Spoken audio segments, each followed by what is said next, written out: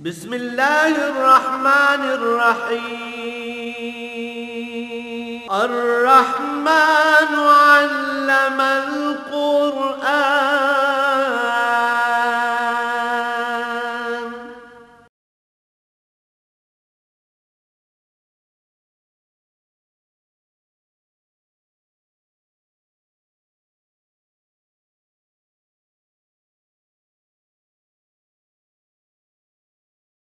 الحمد للہ رب العالمین والصلاة والسلام علی حبیبہ محمد وآلہ وصحبہ آمین.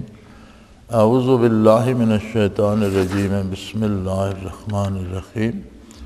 یا ایہا الذین آمنوا ان تتقوا اللہ یجعل لکم فرقانا ویکفر عنکم سیئاتکم ویغفر لکم واللہ ذو الفضل العظیم. وَإِذْ يَمْكُرُ بِكَ الَّذِينَ كَفَرُوا لِيُثَبِّتُوكَ أَوْ يَقْتُلُوكَ أَوْ يُخْرِجُوكَ وَيَمْكُرُونَ وَيَمْكُرُ اللَّهُ وَاللَّهُ خَيْرُ الْمَاكِرِينَ. اللهم سبحانك لا علم لنا إلا ما علمتنا إنك أنت العليم الحكيم. مولاي صل وسلم دائما أبدا على حبيبك خير الخلق كلهم. پھر ارشاد ہے ایمان والوں کو، اور بہت بڑی خوشخبری دی جا رہی ہے کہ دنیا میں تمہیں ایک حیثیت دی جائے گی، تمہاری الگ شناخت ہوگی، اور تم کفار کے مقابلے میں اپنی الگ حیثیت پاؤ گے. پھر اس کے ساتھ دوسری خوشخبری یہ ہے کہ وَيُكَفِّرْ عَنْكُمْ سَيِّئَاتِكُمْ. دوسری خوشخبری یہ ہے کہ بتقاضائے بشریت جو خطائیں ہو جاتی ہیں، سستی ہو جاتی ہے، کوتاہیاں ہو جاتی ہیں، اللہ کریم معاف فرما دیں گے. وَيَغْفِرْ لَكُمْ. تیسری خوشخبری یہ ہے کہ تمہیں بخش دیا جائے گا، تمہاری بخشش ہو جائے گی. واللہ ذو الفضل العظیم. کتنی بخشش ہوگی، نجات ہوگی، یا اس پر مزید انعامات ملیں گے، یا بہت سے درجات ملیں گے. فرمایا یہ بحث تمہارے سمجھنے کی نہیں ہے، اس لیے کہ اللہ بہت بڑے کرم و فضل کا مالک ہے، اور اس کی عطا اور اس کے انعامات کا اندازہ نہیں کیا جا سکتا، نہ تم دنیاوی حساب کتاب سے اس کا اندازہ کر سکتے ہو. یہ سارے تو انعامات ہیں، لیکن ان کے ساتھ پہلے ایک شرط بیان کی گئی ہے. جہاں تک تعلق ہے مسلمان ہونے کا یا مومن ہونے کا یا ایماندار ہونے کا، وہ بات تو قرآن نے پہلے فرما دی. یا ایھا الذین آمنوا، خطاب ہی ان لوگوں کو ہے جن میں نور ایمان ہے، جن کو ایمان نصیب ہے، یا جو اپنے آپ کو مسلمان اور مومن کہتے ہیں، کہ اللہ کی توحید پہ یقین رکھتے ہیں، انبیاء کی رسالت پہ یقین رکھتے ہیں، حضور اکرم صلی اللہ علیہ وسلم کو امام الانبیاء اور خاتم الانبیاء مانتے ہیں، ضروریات دین کو، آخرت کو، فرشتوں کو، حساب کتاب کو، ضروریات دین کو مانتے ہیں. انہی سے خطاب کیا جا رہا ہے کہ ماننا ایک کام ہے، کسی بات پہ یقین کر لینا ایک کام ہے، ایک بات ہے، لیکن زندگی میں اس پر عمل پیرا رہنا یہ دوسری بات ہے، اور یہ سب سے بڑی بات ہے. لا الہ الا اللہ محمد الرسول اللہ صلی اللہ علیہ وآلہ وسلم کا اقرار کر لینا، ایمان کا اقرار کر لینا، اس سے بات بن جاتی ہے، بندہ مومن ہو جاتا ہے، ایمان نصیب ہو جاتا ہے. لیکن اصل کام ایمان قبول کرنے کے بعد شروع ہوتا ہے، کہ جو دعویٰ کیا ہے جس بات کو قبول کیا ہے اس بات کا پر عمل پیرا بھی ہے، جس ہستی کو معبود برحق اور واحد لا شریک مانا ہے اس کی اطاعت بھی کرتا ہے، جس نبی صلی اللہ علیہ وسلم کو پیغمبر آخر الزمان مانا ہے، خاتم الانبیاء مانا ہے، امام الانبیاء مانا ہے، اس کے ارشادات پر عمل بھی کرتا ہے۔ یا ایھا الذین آمنوا ان تتقوا اللہ، اے لوگو جو ایمان لے اگر تم اللہ سے ڈرتے رہے۔ اردو کا دامن عربی کے مقابلے میں بہت تنگ ہے، اور دنیا کی تمام زبانوں میں سب سے اعلیٰ ترین زبان عربی ہے کہ اللہ نے اسے اپنے کلام کے لیے پسند فرمایا ہے، اللہ کے رسول کی زبان ہے اور اہل جنت کی زبان ہے۔ اردو میں ڈر ہی ترجمہ ملتا ہے تقویٰ کا، لیکن ڈر کی تو مختلف قسمیں ہوتی ہیں۔ ہم دشمن سے ڈرتے ہیں، موذی جانور سے ڈرتے ہیں، چور ڈاکو سے ڈرتے ہیں، دہشت گردوں سے ڈرتے ہیں، یہ ڈر اور ہیں۔ تقویٰ ایک اور ڈر ہے۔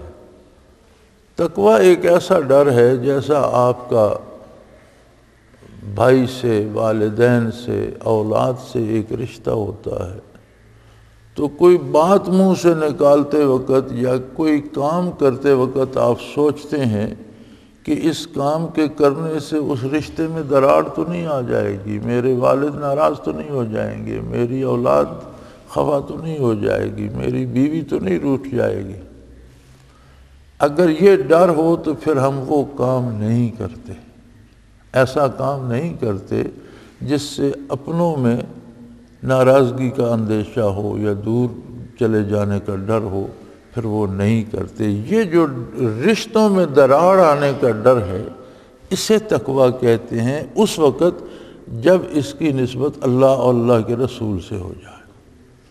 یعنی بات کرتے وقت بھی یہ سوچنا کہ اس جملے سے اللہ کریم خفا تو نہیں ہوں گے، حضور نبی کریم کی ناراضگی کا سبب تو نہیں بنے گا، اور کام کرتے وقت بھی یہ سوچنا کہ جو کام میں کرنے چلا ہوں کیا یہ حضور کے حکم کی خلاف ورزی تو نہیں ہے، اللہ کے حکم کی خلاف ورزی تو نہیں؟ اگر ایسا ہے تو میں یہ کام نہیں کروں گا، میں وہ کروں گا جس کے کرنے کا اللہ نے حکم دیا ہے، اور اس طرح کروں گا جس طرح کرنے کا طریقہ سکھایا ہے نبی علیہ السلام نے۔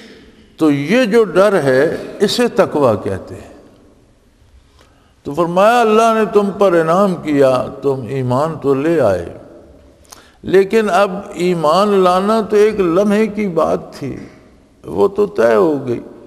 اب اس کے بعد تمہاری زندگی پڑی ہے، اس ساری زندگی میں یہ آزمائش ہے کہ تم زندگی جو اللہ نے دی ہے وہ اپنی مرضی سے جیتے ہو یا اللہ کی اور اللہ کے رسول کی مرضی کے مطابق جیتے ہو۔ یہ ہے تقویٰ۔ تو فرمایا اے ایمان والو اگر تم اللہ کا تقویٰ اختیار کرو، اپنے زندگی کے کاموں میں اللہ کی نافرمانی سے ڈرتے رہو اور نافرمانی نہ کرو، نبی کریم صلی اللہ علیہ وسلم کا اتباع اور غلامی کا حق ادا کرو، غلطی ہو جائے تو توبہ کرو، معافی مانگو، اس پر شرمندہ ہو دل ہی دل میں، احساس ندامت پیدا ہو۔ الندم و توبہ، حضور کا ارشاد ہے، ارشاد عالی کا مفہوم ہے کہ تہ دل سے نادم ہونا جو ہے توبہ یہ ہے، صرف زبانی کہنے کی بات نہیں۔ نادم ہونے کا نتیجہ یہ ہوتا ہے کہ آدمی پھر وہ کام نہیں کرتا جس سے نادم ہوتا ہے۔ تو اگر تم تقویٰ اختیار کرو تو پہلی بات تو یہ ہے کہ وَيَجْعَلْ لَكُمْ فُرْقَانًا، اللہ کریم دنیا میں تمہارے لیے امتیاز پیدا فرما دیں گے۔ یہ ترجمہ ہے یہاں، وہ تمہارے لیے امتیاز پیدا فرما دیں گے، یعنی تمہاری ایک الگ حیثیت، ایک الگ پہچان بن جائے گی، ایک تمہاری بھی ہستی ہوگی، اہل عالم کو یہ خبر ہوگی کہ یہ بھی کچھ لوگ ہیں، یہ بھی کوئی قوم ہے۔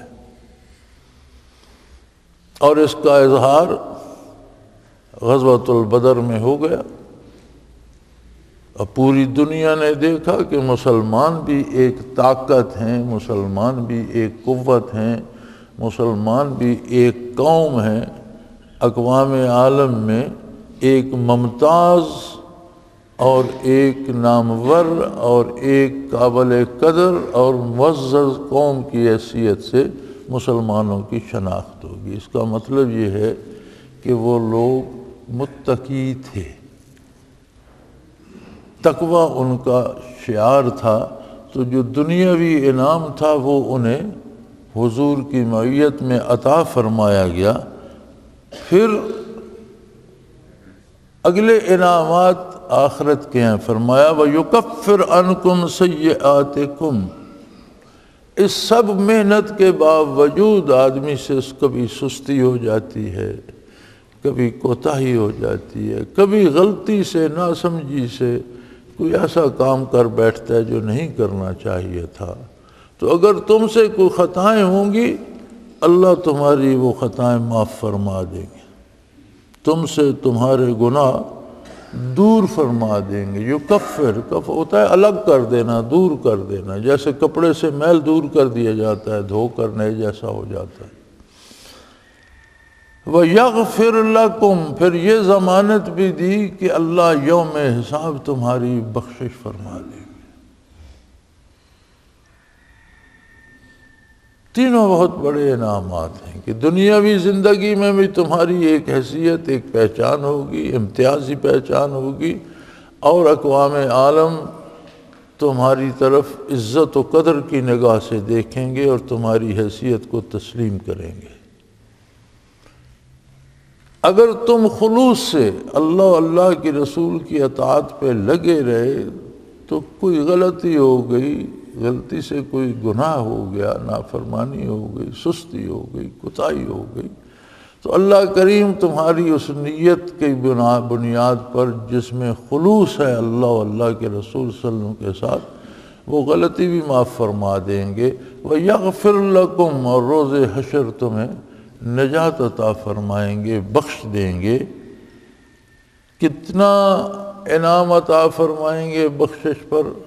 فرمایا اس کا اندازہ تمہارے اعداد و شمار میں نہیں ہو سکتا، اس لیے کہ اللہ کی شان بہت بڑی ہے، اللہ کا کرم بہت بڑا ہے، اور تمہارے اعداد و شمار اور تمہاری علمی استعداد کم ہے۔ جب وہ عطا فرمائے گا تو وہ اپنی شان کے مطابق عطا فرمائے گا۔ تمہارے حیثیت، تمہارے اعمال کی حیثیت تمہاری حیثیت کے مطابق ہے، لیکن جو وہ عطا فرمائے گا وہ اپنی شان کے مطابق عطا فرمائے گا کہ وہ بہت بڑے فضل کا، بہت بڑی عطا کا، بہت بڑے کرم کا مالک ہے۔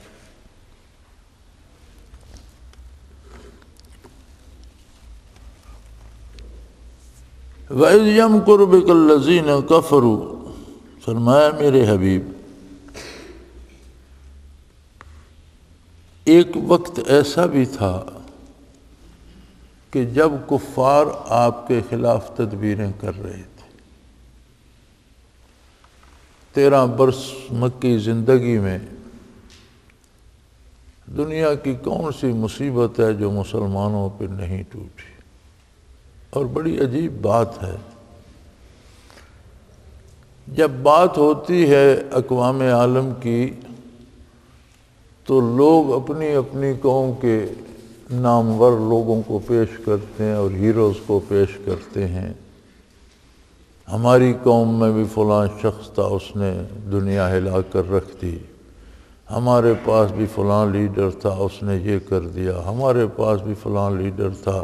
چین والے ماؤ زیتونگ کی مثال دیتے ہیں، جرمن ہٹلر کی مثال دیتے ہیں، ہر قوم کے پاس ہیروز ہیں، لیکن اگر تجزیہ کیا جائے تو بنیادی بات یہ ہے کہ ہر قوم کے ہیرو نے انسانی جذبات کو ابھارا اور کچھ لوگوں کے خلاف انہیں کھڑا کر دیا،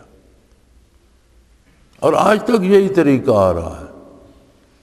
ہماری سیاست میں بھی یہی طریقہ ہے کہ کسی دوسرے مخالف پر الزام لگا کر لوگوں کو بھڑکاؤ، انہیں غصہ دلاؤ اور اپنے ساتھ ایک جمعیت کو کھڑا کر لو کہ فلاں نے یہ کیا، فلاں نے وہ کیا، فلاں نے ہم یہ نہیں کرنے دیں گے۔ یہ آج کی بات نہیں، یہ جب سے دنیا میں انسان آیا ہے اسی طرح سے یہ طریقہ چلا آ رہا ہے، لیکن یہ طریقہ دنیا داروں کا ہے۔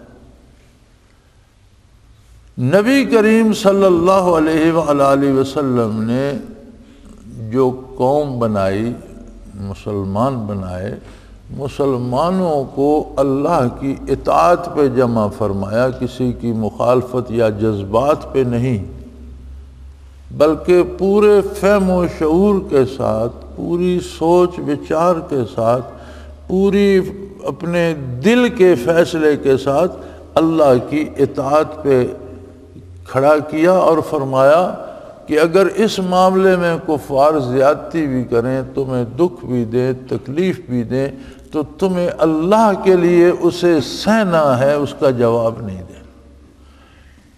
لوگوں کو بھڑکا کر ایک جگہ کسی کے مخالف کھڑا کر دینا یہ اور بات ہے، اور یہ غیر مسلم لیڈروں نے بھی کیا اور یہ آج کے سیاستدان بھی کر لیتے ہیں۔ لیکن لوگوں کو حقائق بتا کر، حقیقت تسلیم کرا کر، بغیر کسی کا مقابلہ کیے دکھ برداشت کرنا لیکن سچ کا دامن نہ چھوڑنا، یہ طریقہ انبیاء کا ہے۔ اب نبی کریم صلی اللہ علیہ وسلم نے جو قوم پیدا فرمائی مکی زندگی میں 13 برس،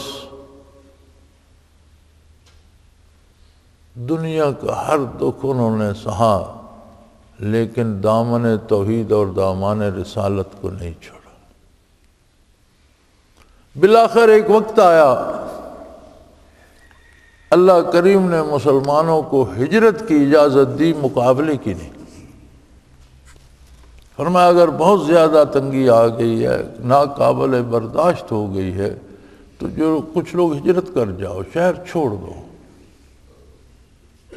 چنانچہ پہلی ہجرت حبشہ کو کی گئی۔ اب وہ لمبا قصہ ہے اور آپ سب جانتے بھی ہیں۔ پھر مدینہ منورہ کے لوگ حاضر ہوئے، اسلام لائے، حضور کو دعوت دی مدینہ منورہ آنے کی، لیکن اللہ کریم کی طرف سے آپ کو ہجرت کی اجازت نہیں تھی، حالانکہ مکہ مکرمہ میں سخت خطرے میں تھی حضور کی ذات والا صفات اور آپ کی حیات مبارکہ۔ سیدنا ابو بکر صدیق رضی اللہ عنہ نے بھی کئی دفعہ حضور سے ہجرت کی اجازت چاہی، تو آپ نے فرمایا آپ کے لیے ابھی اجازت نہیں ہے۔ حتیٰ کہ کرتے کرتے ایک وقت آ گیا جب اہل مکہ نے کہا کہ اب یہ ایک جو شکل تھی جسے ہم اہمیت نہیں دے رہے تھے اور لوگوں پر مظالم توڑ رہے تھے کہ یہ بات ختم ہو جائے گی، اس نے تو ایک انقلاب کی صورت اختیار کر لی ہے، تو اس کا اگر اب ہم تدارک نہیں کریں گے تو یہ بات تو ہمارے بس سے باہر ہو جائے گی۔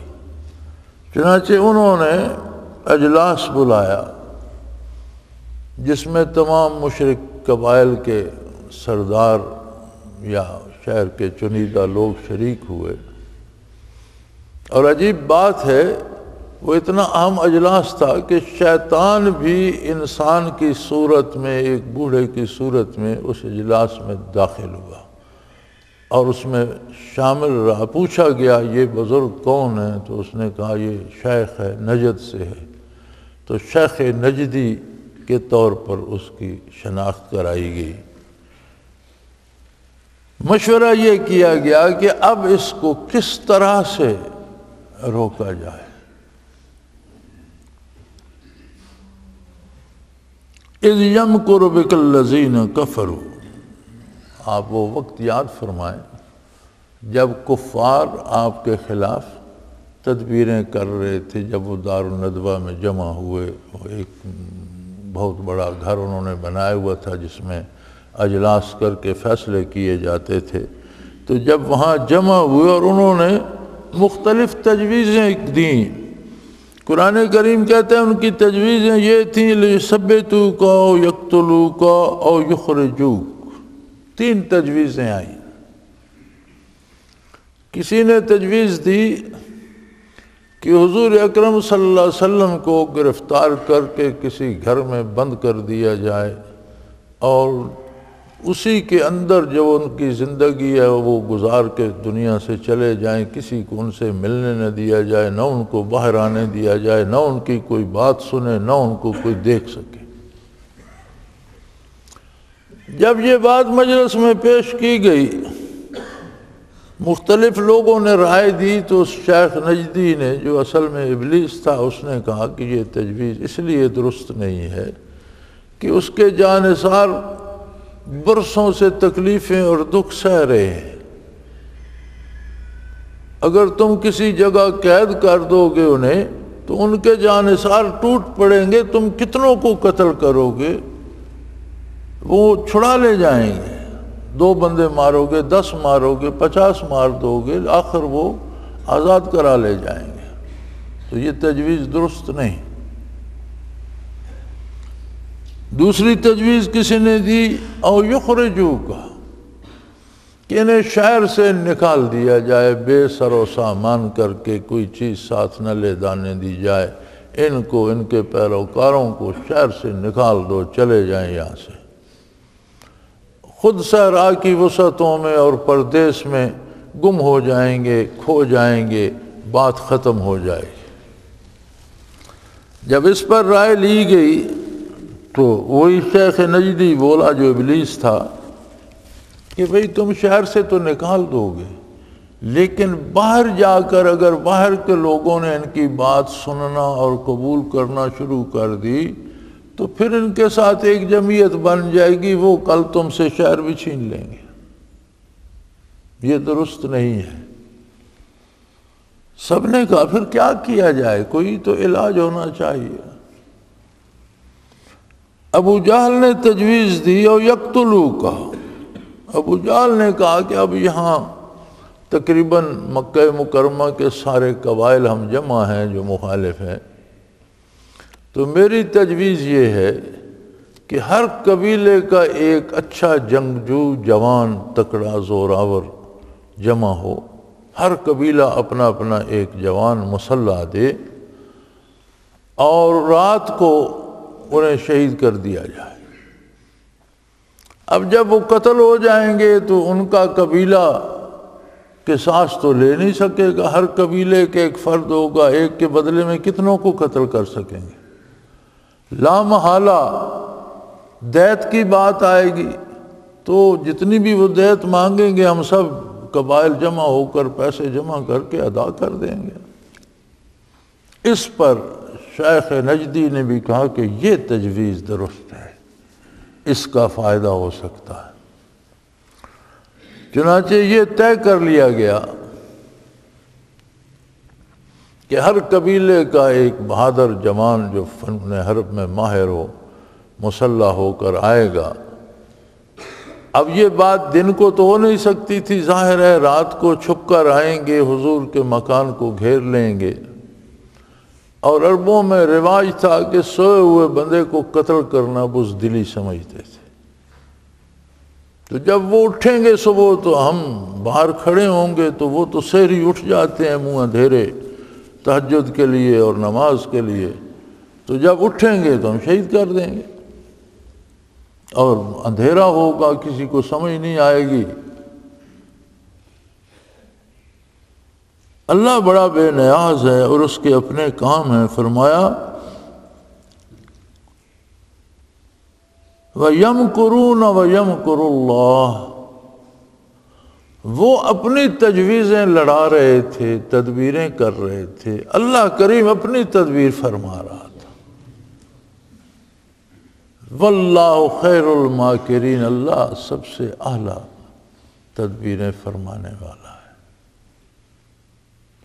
اللہ کریم نے کیا تدبیر فرمائی؟ اللہ کریم نے فرمایا جب وہ آ گئے، انہوں نے مکان مبارک کو گھیرے میں لے لیا، مسلح جوان ننگی تلواریں سوت کر کھڑے ہو گئے، تو حضور کو ارشاد ہوا کہ اب آپ ہجرت کر جائیں۔ حضرت علی رضی اللہ تعالی عنہ آپ صلی اللہ علیہ وسلم کے ساتھ اسی مکان میں تھے،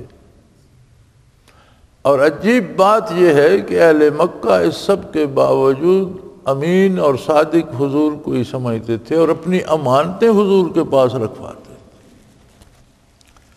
حضور صلی اللہ علیہ وسلم کا اسوہ حسنہ دیکھیے کہ آپ نے باوجود اس کے کہ وہی قبائل آپ کے قتل پر آمادہ تھے، ایک ایک امانت گن کر حضرت علی کرم اللہ وجہ الکریم کے سپرد فرمائی اور حکم دیا کہ آپ یہاں میرے بستر پر سو جائیں، انشاءاللہ آپ کے لیے کوئی خطرہ نہیں۔ یہ ضمانت بھی دی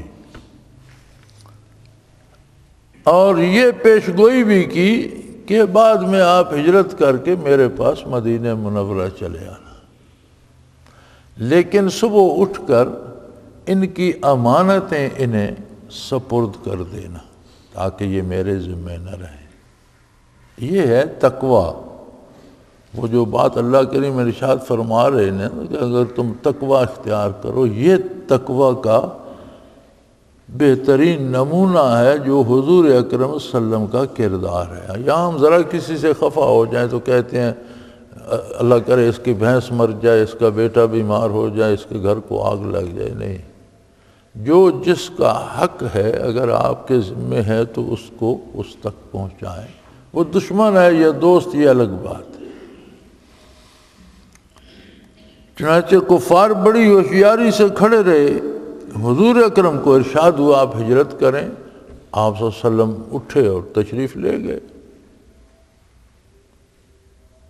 اور سیدھے سیدنا ابو بکر صدیق رضی اللہ عنہ کے دولت قدے پہ جلوہ افروز ہوئے۔ حضور نے پہلے انہیں بتا رکھا تھا، انہوں نے تیاری سفر کی کر رکھی تھی، جتنا سرمایہ گھر میں تھا وہ بھی لے لیا، کچھ خوراک لے لی، اور وہ تیار بیٹھے تھے۔ حضور بیت اللہ تشریف لے گئے، پھر وہاں سے سیدنا ابوبکر صدیق کے گھر گئے اور وہاں سے ہجرت فرما گئے، اور کفار تلواریں سونت کر کھڑے ہیں کہ ابھی حضور اٹھیں گے تو ہم شہید کر دیں گے۔ سحری کو جب حضرت علی کرم اللہ وجہ الکریم اٹھے، کفار نے دیکھا تو بستر سے اٹھنے والے تو علی تھے۔ انہوں نے کہا یہ عجیب بات ہے، تو انہوں نے حضرت علی کرم اللہ وجہ الکریم سے سوال کیا کہ محمد کہاں ہیں صلی اللہ علیہ وسلم؟ انہوں نے فرمایا پہرے پر تم کھڑے تھے، میں تو نہیں تھا، تلواریں سونت کر پہرا دینے پہ تو تم کھڑے تھے، تمہیں معلوم ہونا چاہیے، میں تو اندر سو رہا تھا، مجھے کیا پتا اندر ہے۔ انہوں نے فرمایا اندر میرے سوا کوئی نہیں ہے، دیکھ لو اندر تو کوئی بھی نہیں، میں ہوں۔ نادم ہوئے، شرمندہ ہوئے، پھر بھاگ دوڑ شروع ہوئی۔ بڑا ایک اہل تشیع کے عالم ہوئے ہیں علامہ باذل، ایران سے تعلق رکھتے تھے، شیعہ کے قدیم علماء میں سے تھے علامہ باذل ایرانی۔ انہوں نے جس طرح شاہ نامہ اسلام حفیظ جالندری نے منظوم کیا ہے، انہوں نے ایک کتاب منظوم کی تھی تاریخ اسلام پر، اس کا نام تھا حملہ حیدری۔ اس میں وہ لکھتے ہیں کہ جب سیدنا صدیق اکبر اور حضور نبی کریم صلی اللہ علیہ وسلم شہر سے نکلے اور پہاڑ پر چلے، کیونکہ مکہ مکرمہ کے ہر طرف پہاڑ ہیں اور درمیان میں وادی ہے، تو وادی میں لوگوں کا آنا جانا ہوتا تھا، تو حضور صلی اللہ علیہ وسلم نے پہاڑ پر سے راستہ اختیار فرمایا، جو رفتند چندی زدامان دشت، قدوم فلک سایہ مجروح گشت۔ علامہ باذل لکھتا ہے کہ جب آپ نے تھوڑا ہی سا سفر کیا تھا صحرا میں اور دشت میں، پہاڑ میں، قدوم فلک سایہ مجروح گشت حضور اکرم صلی اللہ علیہ وسلم کے قدم مبارک زخمی ہو گئے، چھالے پڑ گئے۔ ابو بکر آنگاہ بدوشش گرفت، ولے این حدیث است جائے نفت۔ وہ کہنے لگے کہ اس وقت ابو بکر صدیق رضی اللہ عنہ نے حضور کو اپنے کندھے پہ اٹھا لیا، لیکن یہ بات بڑی حیران کن ہے، ولی این حدیث است جائے نہفت، یہ بہت حیران کن بات ہے کہ در کس چنان قوت آمد پدید کے بارے نبوت تواند کشید۔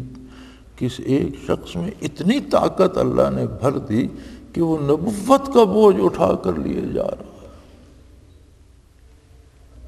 یہ دشمن کی گواہی ہے، اور اللہ ایسا قادر ہے کہ جس کو جو انعام دینا ہوتا ہے، یعنی کچھ وقت ایسا آیا، ہم نے سور کی زیارت کی بحمداللہ، اللہ کریم کئی دفعہ وہاں لے گئے، سور پر کھڑے ہو کر نیچے پہاڑ پر نگاہ کریں تو بہت سخت تیز چڑھائی ہے، بڑے پتھریلے پہاڑ ہیں اور بڑا لمبا سفر ہے۔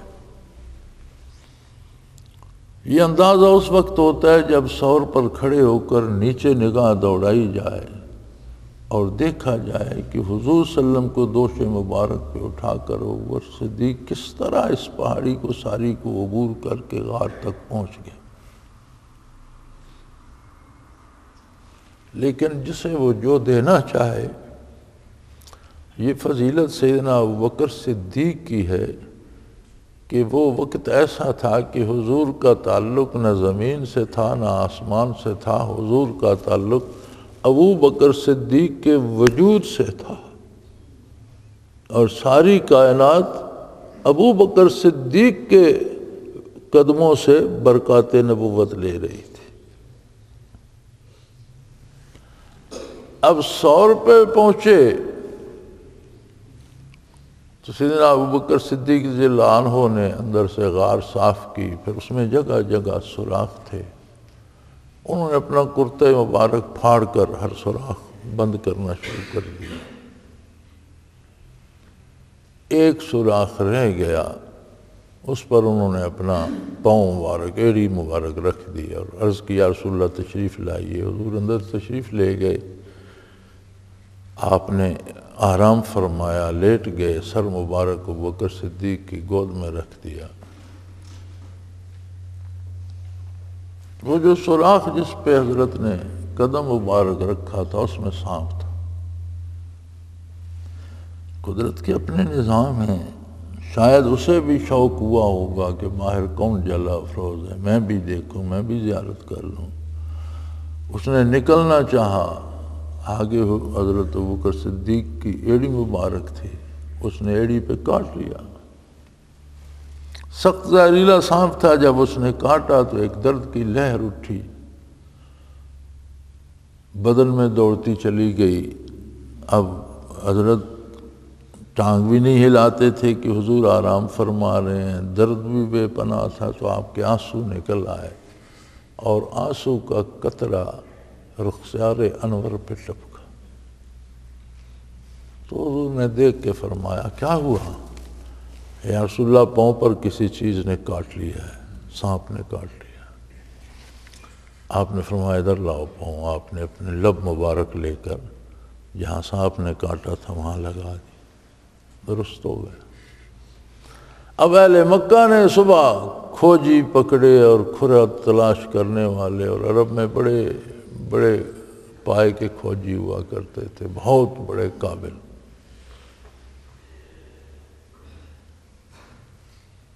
اور یہ واقعات اگر ان کھوجیوں کے پڑھے جائیں تو عقل دنگ رہ جاتی۔ وہ تلاش کرتے کرتے قدموں کے نشان ڈھونڈتے، پہاڑوں سے پھرتے، ایک وقت آیا کہ غار کے سامنے پہنچ گئے۔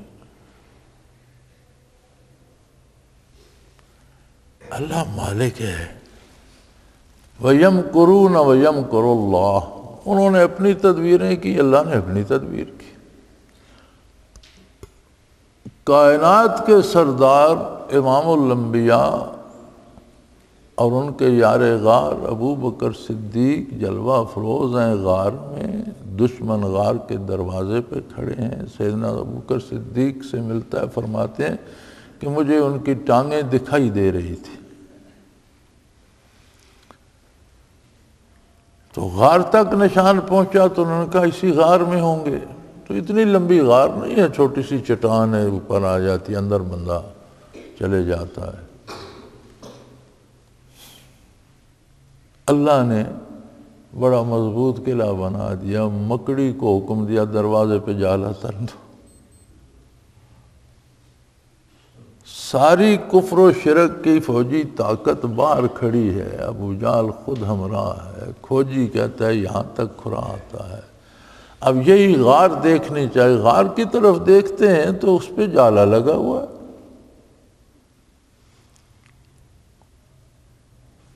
اب وہ کسی نے کہا یہ جالا کیسے لگ گیا؟ دوسرے دیکھنے والے نے بتایا کہ یہ جالا تو برسوں پرانا لگتا ہے، یہ آج کا لگا ہوا نہیں ہے۔ یہ جالے کی تو حالت بتا رہی ہے کہ یہ برسوں پرانا ہے۔ کچھ آگے ہوئے تو ایک کبوتری اڑ کے نکلی، دیکھا تو اس کا گھونسلہ تھا، اس نے اس میں انڈے دے رکھے تھے۔ انہوں نے کہا اس میں کوئی بندہ گھستا تو یہ کبوتری یہاں کب بیٹھی ہوتی ہے، جالا کیسے یہاں کوئی نہیں جی۔ حسرت و یاس کی تصویر بنے پیٹتے واپس چلے گئے۔ حضور صلی اللہ علیہ وسلم کا اہتمام سیدنا ابوبکر صدیق نے کر رکھا تھا۔ آپ کا غلام سانڈیاں لے آیا جو اسی مقصد کے لیے تیار کر رکھی تھیں، ایک آدمی کو رہنمائی کے لیے مقرر کر رکھا تھا۔ حضور اس پہ سوار ہو کر روانہ ہو گئے اور کفار ناکام و نامراد دیکھتے رہ گئے۔ اب یہ نظام الہی ہے۔ فرمایا انہوں نے تدبیریں کی، اللہ تو قادر تھے، حکم دیتے، حضور اسی وقت مکہ کی بجائے مدینہ میں جلوہ افروز ہوتے، لیکن دنیا عالم اسباب ہے۔ اللہ کریم جو کرنا چاہتے ہیں اس کے سبب پیدا فرما دیتے ہیں، اس کے نتیجے میں وہ کام ہو جاتا ہے۔ تو کافروں نے بڑی تجویزیں کی، شیطان نے بھی مشورہ دیا، فرمایا اللہ نے اپنی تدبیر کی، واللہ خیر الماکرین، اللہ کریم سب سے بہتر تدبیر کرنے والا ہے۔ اور یہ واقعہ یہاں اس لیے سنایا اللہ نے کہ اگر تم تقویٰ کرو اور اپنا رشتہ اللہ، ساری زندگی بھٹکتے رہتے ہو، یار فلاں کا دامن پکڑ لوں تو مجھے یہ مل جائے گا، فلاں کی بات مان لوں تو یہ مل جائے گا، فلاں کی پارٹی میں چلا جاؤں تو یہ مل جائے گا، فلاں سیاستدان کے پیچھے بھاگوں تو یہ مل جائے گا۔ فرمایا کہیں سے کچھ نہیں ملے گا، اللہ اللہ کے رسول، اللہ کے حبیب کا دامن تھام لو، سب کچھ مل جائے گا۔ کہیں سے کچھ نہیں ملے گا، باتیں ہوں گی، تجویزیں ہوں گی، تدبیریں ہوں گی، لیکن ہوگا وہ جو اللہ کرنا چاہیں گے۔ لہٰذا اللہ کے حبیب صلی اللہ علیہ وسلم کا دامن تھام لو، سب کچھ مل جائے گا۔ بھٹکتے رہو گے ساری زندگی ادھر ادھر، کچھ نہیں ملے گا۔ اب سیاستدان دعوے کر رہے ہیں نا سونامی آ رہا ہے۔ سونامی کیا ہوتا ہے پتہ ہے آپ کو؟ سمندری طوفان کو سونامی کہتے ہیں، آتا ہے کئی گھروں کو اجاڑ کر چلا جاتا ہے اور بات ختم ہو جاتی ہے۔ سونامی کوئی تبدیلی نہیں لاتا، سونامی کو آباد نہیں کرتا لوگوں کو، سونامی کو لوگوں کو خوشیاں نہیں بانٹتا۔ سونامی ایک طوفان ہوتا ہے جو سمندر سے سرکش لہریں آتی ہیں، کئی گھروں کو بہا لے جاتی ہیں، کئی لوگوں کو مار دیتی ہیں، جہاں تک جاتی ہیں ہر چیز کو تباہ کر دیتی ہیں، درخت گر جاتے ہیں، ہر چیز غرق ہو جاتی ہے اور واپس سمندر میں چلی جاتی ہیں۔ اگر یہ سیاست کا بھی کوئی سونامی آ رہا ہے تو کچھ لوگ گھروں کو اجاڑ کر یہ بھی خاموش ہو جائے گا۔ یعنی بات تک کرنے کی تمیز ہمارے سیاستدانوں میں نہیں ہے کہ اپنی تاریخ کو کوئی نام تو دو یار، جس سے کوئی فائدہ حاصل ہونے کی امید ہو، یا کوئی اچھا نام تو کم از کم اچھا دے دو۔ نام بیٹا پیدا ہو نام ہی اس کا برباد خان رکھو تو پھر توقعات اس سے کون سی، امیدیں کیا رکھو؟ تو ہمارا یہ ایسا ہم کیوں کرتے ہیں؟ اس لیے کہ ہمارا ہاتھ دامان رسالت پہ نہیں، دنیا کی لالچ، دنیا کے سور، اس کو مار دو، اس کی جائیداد مجھے دے دو، اس سے چھین لو، اسے دے دو۔ تو فرمایا بندے کے پیچھے بھاگنے کی بجائے ایک در کی غلامی کر لو، میرے حبیب کا دامن تھام لو، چھوڑو نہیں، سب کچھ مل جائے گا۔ اور اس طرح سے، ورنہ اس طرح محروم رہ جاؤ گے جس طرح مشرکین مکہ ساری تجویزیں کرنے کے بعد ایک مکڑی کے جالے سے مار کھا گئے۔ ساری دانش مندی، ساری نکتہ وری، ساری وہ کھوجی اور تلاش کرنے والے اور بڑے بڑے دانشور ایک مکڑی کے جالے سے مار کھا گئے۔ وہ ایسا قادر ہے کہ جب اس نے چاہا کہ اس جالے کو نہیں توڑ سکتے، نہ توڑ سکے۔ یعنی کمزور ترین گھر تو مکڑی کا جالا ہوتا ہے نا، تو اس کمزور ترین سے کائنات کی اعلیٰ ترین ہستی کی حفاظت کا کام اس نے لے لیا۔ فرمایا اس لیے اللہ و اللہ کے رسول کا دامن تھامو۔ وآخر دعوانا ان الحمدللہ رب العالمین۔ اللہ اللہ اللہ اللہ اللہ اللہ اللہ اللہ۔ حضرت امیر محمد اکرم آوان مد ظلہ العالی دارالعرفان منارہ ضلع چکوال میں سالہ سال سے قرآن و حدیث کے اوپر خطابات کر رہے ہیں اور سلسلہ نقشبندیہ اویسیہ کے مطابق لوگوں کو ذکر الہی کی تربیت دے رہے ہیں۔ وہ قرآن پاک کی تفسیر ترتیب وار بیان کر رہے ہیں۔ تفسیر قرآن کو وہ موجودہ ملکی اور بین الاقوامی حالات کے مطابق بیان کرتے ہیں۔ موٹر وے سے کلر کہار کے انٹرچینج سے نکلتے ہوئے، کلر کہار کی جھیل سے ہوتے ہوئے، میانی، بوچھال اور نور پور سے گزرتے ہوئے دارالعرفان منارہ پہنچ سکتے ہیں۔ حضرت امیر محمد اکرم آوان نے بچیوں اور بچوں کی دینی اور دنیاوی تعلیم کے لیے سقارہ اکیڈمی کے نام سے ایک درسگاہ بھی قائم کی ہے، جس کا افتتاح ملک پاکستان کے صدر جنرل محمد ضیاء الحق نے اپنے دست مبارک سے کیا تھا۔ وہ تمام احباب جو اسلام کی طلب رکھتے ہیں ان سے گزارش ہے کہ دارالعرفان منارہ ضلع چکوال میں امیر محمد اکرم آوان صاحب کے خطابات سے مستفید ہوں۔ وہ ہر جمعے کو نماز سے پہلے بیان فرماتے ہیں۔